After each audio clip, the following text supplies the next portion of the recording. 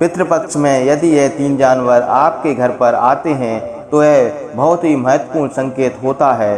दोस्तों, हिंदू धर्म में पितृपक्ष का महत्व बहुत अधिक होता है। पितृपक्ष में हमारे पूर्वज हमसे मिलने के लिए धरती पर आते हैं।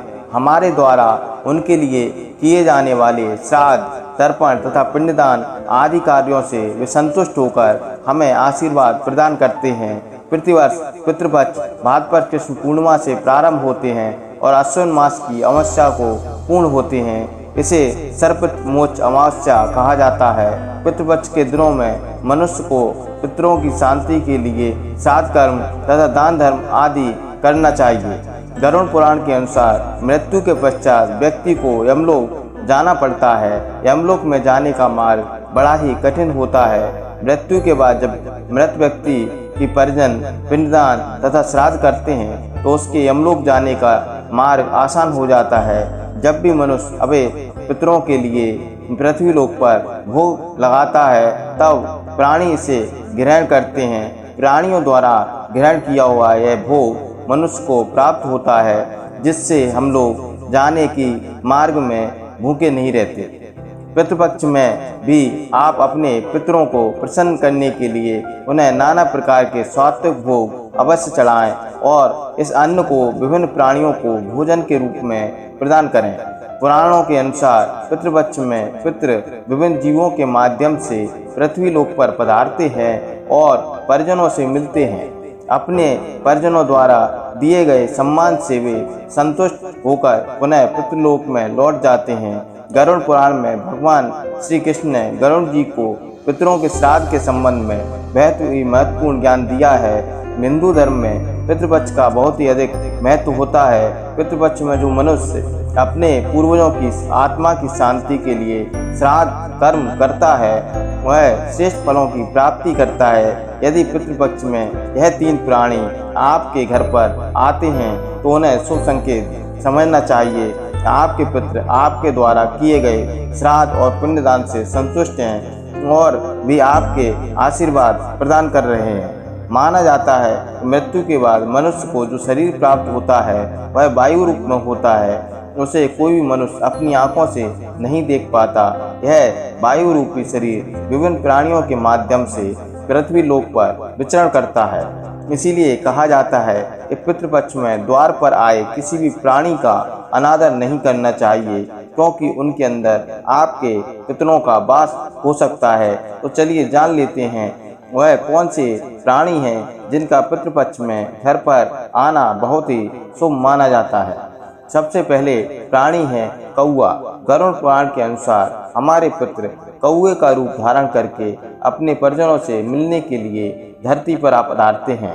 पितृपक्ष के दौरान यदि किसी पीपल के पेड़ पर कौआ बैठा हुआ दिखाई दे तो इसे बहुत ही शुभ संकेत समझना चाहिए। यदि कोई कौआ आपके पितृ के श्राद्ध के दिन आकर आपके घर पर बोलने लगता है और आपके द्वारा दिया गया भोजन और जल को ग्रहण करता है तो यह भी सभी संकेत में श्रेष्ठ फल देने वाला संकेत है। आपके पितृ घर आपसे संतुष्ट हैं। आपके द्वारा दिए गए भोग और सम्मान से भी वे अत्यंत प्रसन्न हैं और वे आपको आशीर्वाद दे रहे हैं, ऐसा समझना चाहिए। भगवान श्री कृष्ण कहते हैं जिस मनुष्य को उसके पितरों का आशीर्वाद प्राप्त होता है उसके कुल का गौरव सदैव ही बढ़ता है। ऐसा मनुष्य कभी भी दरिद्र नहीं रहता।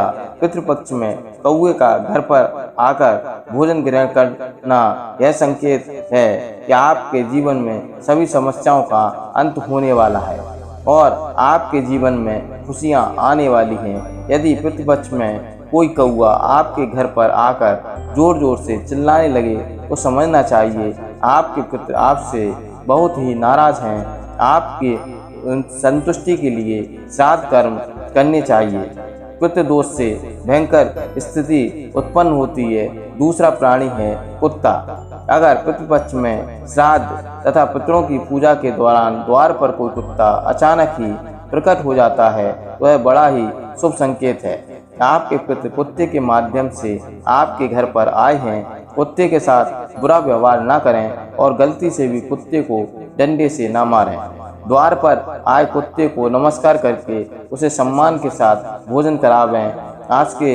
आपके पितृ आपसे अवश्य संतुष्ट हो जाएंगे। पितृपक्ष में कुत्ते का द्वार पर आना यह संकेत है कि आपके समस्त पितृदोष का नाश हो गया है और अब आपके जीवन में सब कुछ मंगलमय होगा।